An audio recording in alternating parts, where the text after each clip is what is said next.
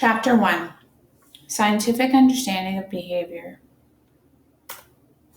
The learning objectives for this chapter are: describe why it is important to understand research methods, describe the scientific approach to understanding behavior, and contrast it with pseudoscientific research. Define and give examples of 4 goals of scientific research: description, prediction, determination of cause, and explanation of behavior. Discuss the 3 elements for inferring causation: temporal order, correlation of cause and effect, and elimination of alternative explanation. Define, describe, compare, and contrast basic and applied research.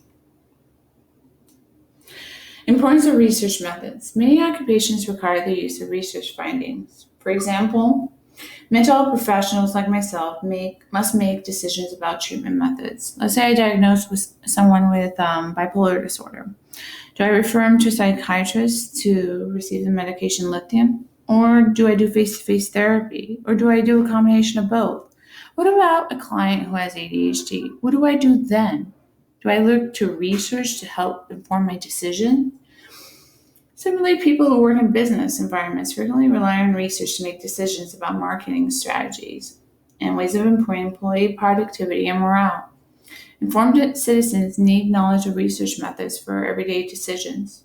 Scientific research has become prominent in public policy and judicial decisions. For example, in 2010, the Supreme Court decision Graham versus Florida, the Supreme Court decided that juvenile offenders could not be sentenced to life in prison without parole for non-homicide offenses. This decision was influenced by research in developmental psychology and neuroscience. The court majority pointed to the research in their conclusion that assessment of blame and standards for sentencing should be different for juveniles and adults because juveniles lack the adult's maturity, ability to resist pressures from peers and others, and a personal sense of responsibility. Research is valuable in developing and assessing the effectiveness of goal-oriented programs. For example, what if the goal is to increase retention of students in high school?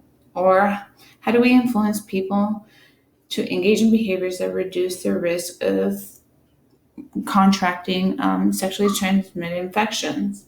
Or how do we teach employees how to reduce the effects of stress? So research methods can be a way to satisfy our curiosity about ourselves, our world, and other people around us. Many people rely on intuition and anecdote to draw general conclusions about the world around them, but these methods are flawed.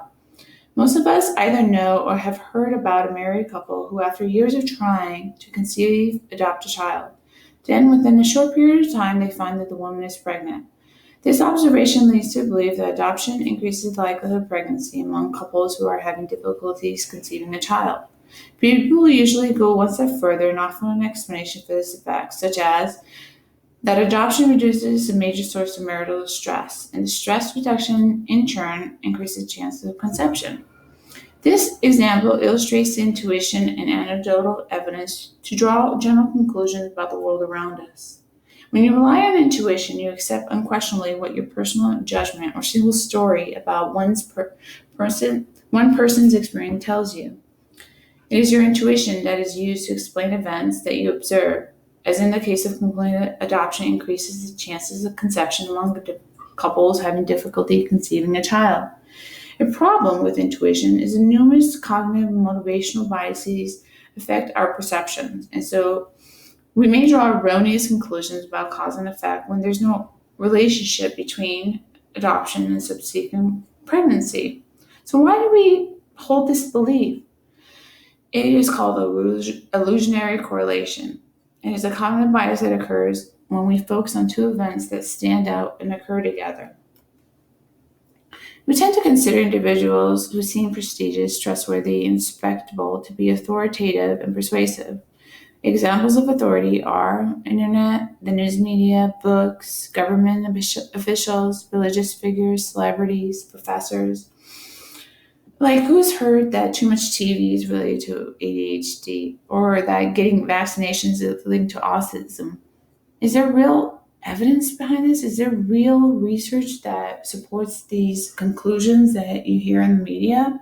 I always tell my students, you need to question everything around you. Question me, question the text, question all authority figures. because there's limitations of authority. Statements by authorities are not necessarily true.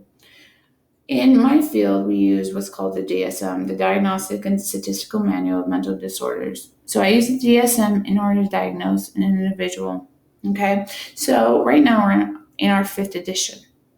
In the first 3 editions of the DSM, 1, 2, and 3, homosexuality was considered a mental disorder. It wasn't until DSM-4 that homosexuality was no longer considered a mental disorder.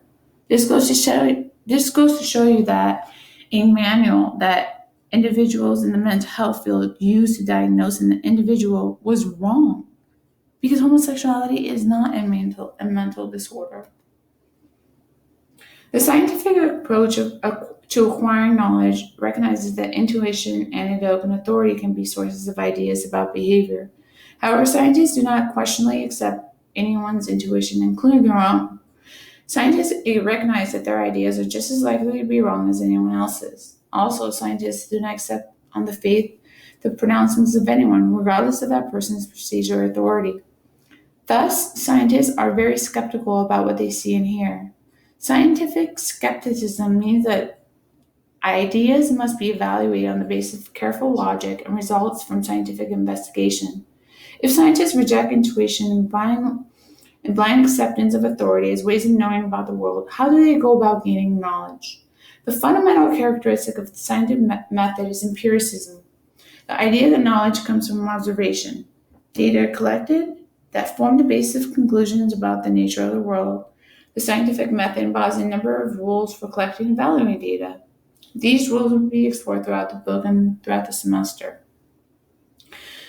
Goldstein describes an evolved theory of science that defines the characteristics of scientific inquiry. Data play a central role. For scientists, knowledge is primarily based on observations. Scientists enthusiastically search for observations that will verify or reject their ideas about the world. They develop theories, argue against existing data, support their theories, and conduct research that can increase our confidence that the theories are correct. Scientists are not alone. Scientists make observations accurately reported to other scientists and the public. You can be sure that many other scientists will follow up on the findings by conducting research that replicates and extends these observations. Science is adversarial. Science can be conducted to test any idea. Supporters of the idea and those who disagree with the idea can report their research findings, and these can be evaluated by others. Some ideas, even the very good ones, may be proved to be wrong if research fails to support them. Good scientific ideas are testable. They can be supported or they can be falsified by data. The latter concept is called falsifiability. The idea that if an idea is falsified when it's tested, science is thereby advanced because this result will spur the development of new and better ideas. Before a study is published in top quality scientific journal, other scientists who have expertise to carefully evaluate the research,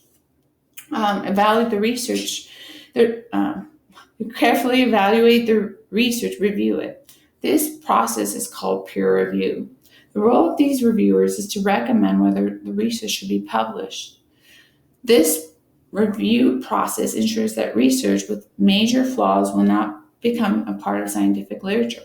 In essence, science exists in a free market of ideas in which the best ideas are supported by research, and scientists can build upon them, the research of others, to make further advances.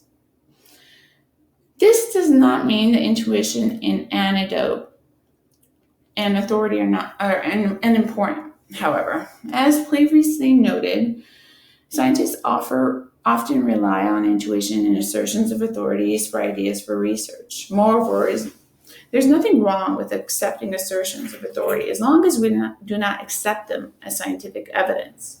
In many cases, scientific evidence is not obtainable, as, for example, when a religious figure or text asks us to accept a certain belief or faith. For example, I don't know if you heard of David Koresh. He considered himself to be the final prophet and had thousands of followers. And eventually, it led to many of their deaths. When someone claims to be a scientist, we should be more willing to accept what he or she has to say. First, ask about the individual's credentials. It is usually wise to pay more attention to someone with an established reputation in the field and attend to the reputation of the institution represented by the person. It is also worthwhile to examine the researcher's funding source.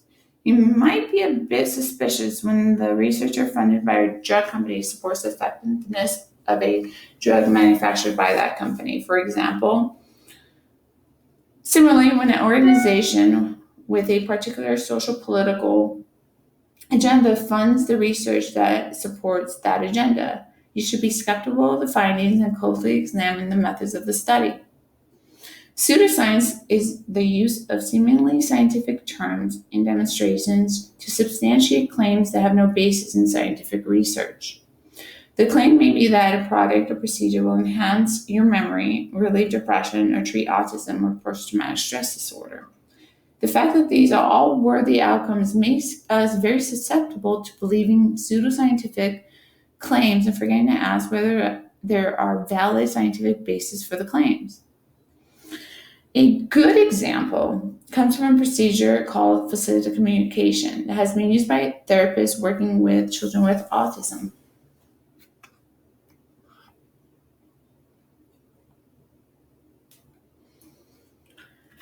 The goals of behavioral science. First, describe the behavior. The scientist begins with careful observation because the first goal of science is to describe behavior, which can be something directly observable, such as running speed, eye gaze, or loudness of laughter, or something less observable, such as self-reports of perception of attractiveness. Do jurors judge attractive defendants more leniently than unattractive defendants? Then it's to predict the behavior.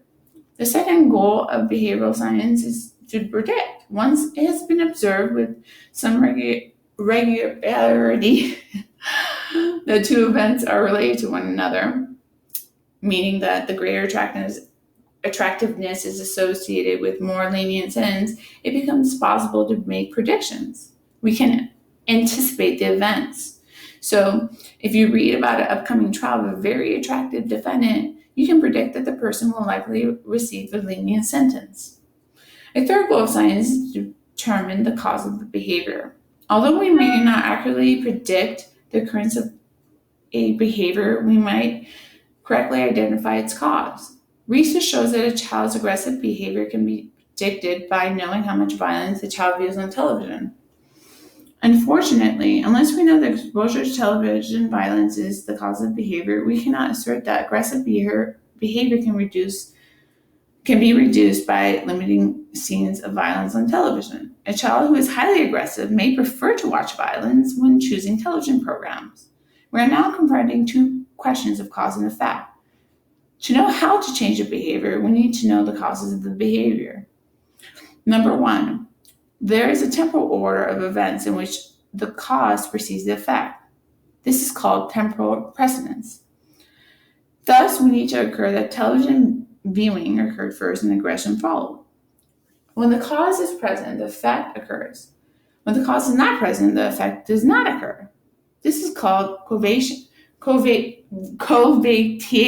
of cause and effect.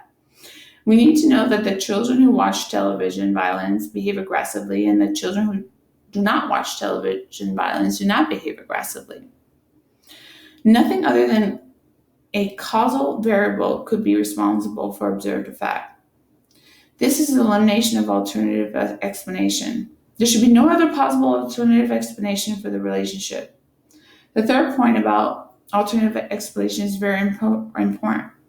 Suppose that children who watch a lot of television are left alone more often than children who do not view television violence. In this case, the increased aggression could have an alternative explanation, which is the lack of parental supervision.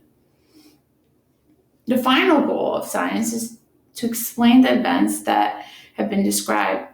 The scientist seeks to understand why the behavior occurs. Consider the relationship between playing violent video games and aggression. Even if we know that playing violent video games is a cause of aggressiveness, we still need to explain this relationship.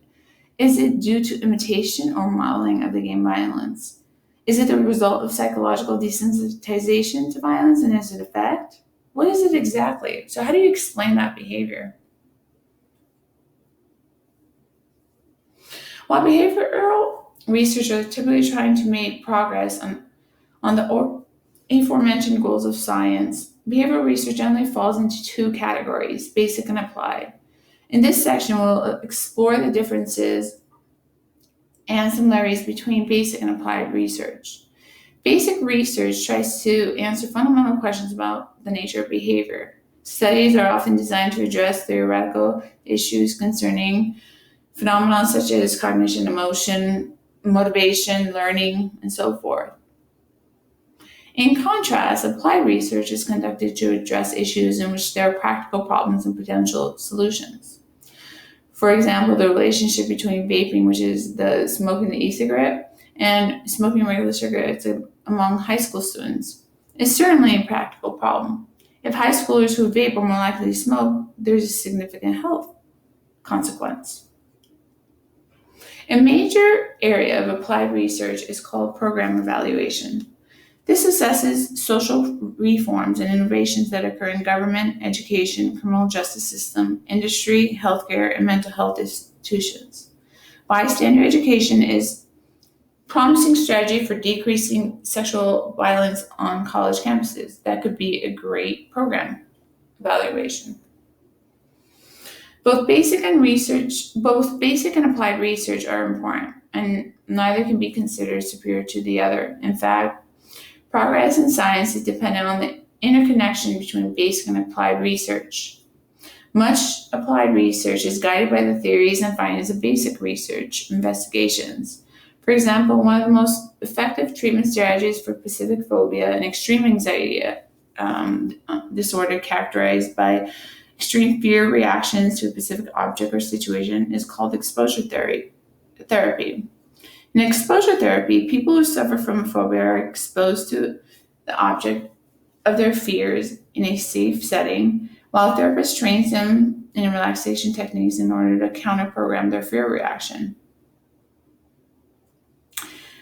Today, this work has been extended even further, as to use virtual reality technologies to treat anxiety disorders, and then has made it actually applied. So before it was just a basic theory, and then eventually it became more applied, where as psychologists we actually use exposure therapy to help individuals with anxiety disorders.